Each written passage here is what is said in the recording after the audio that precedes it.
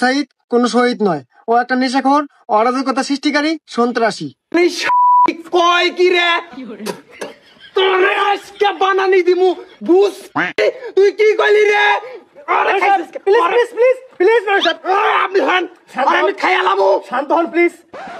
মান সম্মান কি শেষ করবেন? হ্যাঁ, সি সি সি, আপনি একজন পুরুষ হয়ে একটা মহিলার গায়ে হাত দিবেন, লজ্জা থাকা দরকার। সি সি সি, আপনি একটা মানুষ হলেন। এখন তো আমি নারী হয়ে আইছি, এখন তো মারা রমু নাকি? আরে নাম সাহেব প্লিজ মারতে পারবেন, কিন্তু দেখতেই তো পাচ্ছেন এত সুন্দর একটা হিজাবি নারী, এনাকে কি মারা ঠিক হবে? মারা ঠিক হবো না। আপনি কি অবস্থান? হ্যাঁ, মিয়া খলিফা তো হিজাব পরে, তাই বলে কিন্তু পবিত্র হয়ে গেছে গা, ওরা কিছু কন যাবো না। হ্যাঁ, ওর হিজাবের নিচে কুরকান আছে, দেন দেন চেহারাটা দেখেন, একবারে হুবে হু মিয়া খলিফার মতন। মনে হয় যে দুই বোন মেলার মধ্যে হারায় গেছে গা, এক বোন ইউরোপে থাকছে আর একজন বাংলাদেশে পড়ছে। এই তুই ভারতে যাবার পাস নাই, বাংলাদেশে মরছিস কে? গু খাবার আইছস গু? না সাহেব প্লিজ শান্ত হন, একটু ক্যামেরা ধরেন। আপনি ক্যামেরা ধরেন, ক্যামেরা ধরেন। আর ঠিকঠাক ভাবে কথা কর, নইলে কিন্তু আমার পা চলবো। এখন কিন্তু হাত চলতেছে, তারপর পা চলবো, কিন্তু আমার মেজাজ কিন্তু ঠিক নাই। নয় সাহেব প্লিজ ক্যামেরা ধরেন তো। ফাজলামি। Action on. সুপ্রিয় দর্শক, আপনারা দেখতেই পারলেন বরাবরের মতো নয়ন আজকে উত্তেজিত হয়ে গিয়েছে। তো এত উত্তেজিত হলে আমি ইন্টারভিউ নিব কিভাবে? তো যাই হোক, বাস টিভির পক্ষ থেকে আজকে এক নারী নির্বাহী ম্যাজিস্ট্রেটের সাক্ষাৎকার নিব। তো আপনারা দেখতেই থাকুন। তো আপু, এই আপনি আপু কাকে বলছেন? স্যার বলেন। স্যার মারাইছে, স্যার তোমার দিয়ে দেবো বুঝ। নয় সাহেব আপনি থামুন তো, আমাকে ইন্টারভিউ নিতে দেন। হবে তো পরে, বুঝতেছেন না আপনি? নেন। তো যাই হোক স্যার, আপনার নাম কি? 3 পয়সার ঠাপাচ্ছুম গার্মি। কি নাম বললেন? বুঝতে পারলাম না, আরেকবার বলুন। 3 পয়সার ঠাপাচ্ছুম গার্মি। ও আচ্ছা আচ্ছা আচ্ছা, বুঝতে পারলাম। এখন আমার প্রশ্ন হলো, আপনার বংশে কি মুক্তিযোদ্ধা আছে? অবভিয়াসলি আছে। উনি কে? আমার চাচাতো ভাইয়ের নানু মুক্তিযোদ্ধা। আপনি কোথায় লেখাপড়া করেছেন? বিশ্ববিদ্যালয়ে। কোথায় চান্স পেয়েছেন? না মানে হ্যাঁ। আর চাকরি? হ্যাঁ হয়েছে। এটা বলতে আমি গর্ববোধ করি, কারণ আমরা মুক্তিযোদ্ধার নাতিপুতি। আমরা চাকরি পাবো না তো রাজাকারের বাচ্চারা চাকরি পাবে? তুই কারা রাজাকার কর? হ্যাঁ, এই সৈয়াচারের দোষর কোন গ্যাপ? রাজাকারের বাচ্চা আমরা একবার খাইয়ালাম, কিন্তু মানুষ চিনস তুই? নয় সাহেব বদমাশ মহিলা। প্লিজ শান্ত হন প্লিজ। আমি কার শান্ত হবার কর? হ্যাঁ, বারবার একই কথা, অবকার নেশা নেশা প্রশ্ন করলি হবো? হ্যাঁ, নয় সাহেব আপনার তো বললাম আমি, মানে হবে হবে তো পরে হবনি। আপনি ধরেন, ক্যামেরা ধরেন। মহিলা মানুষ আমি, আমি আর সাক্ষাৎকার নেব? আমি পুরুষে আর সাক্ষাৎকার নেন কে? হ্যাঁ, চান্স খুঁজতেছেন আপনি?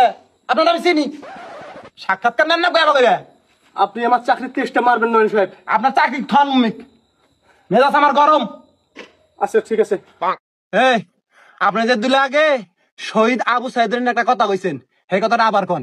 এই মুহূর্তে এখানে দাঁড়িয়ে আমি একজন বাংলাদেশী নাগরিক, এটার পরিচয় দিতে আমার লজ্জাবোধ হচ্ছে। কেন কেন কেন লজ্জা হচ্ছে?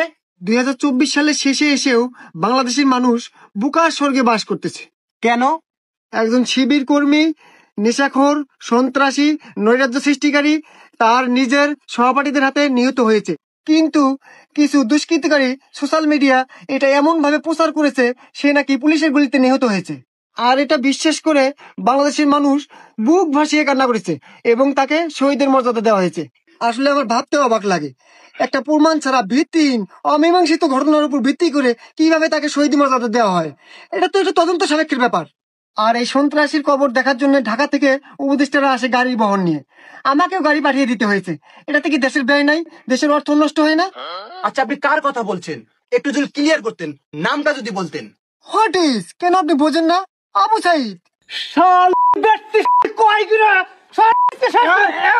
এই নানু সাহেব, হোয়াট ইজ দিস? আজব তো, আপনি খেপছেন কেন? এত বাজে বাজে কথা শোনার পর আমি খেপবো, আমি গরম হয়ে যাব, আপনি গরম হচ্ছে, আমার তো অবাক লাগছে।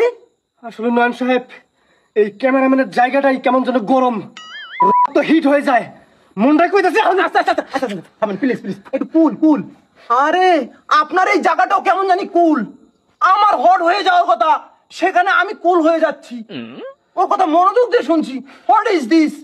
শুনি ও কি বলে শুনি, অনেক দিন থেকে মিথ্যা কথা শুনি না, ভালো লাগতেছে। একটু কুল ভাই, হবে একটু পরে হবে, দুজনে একসাথে করব, বুঝছেন?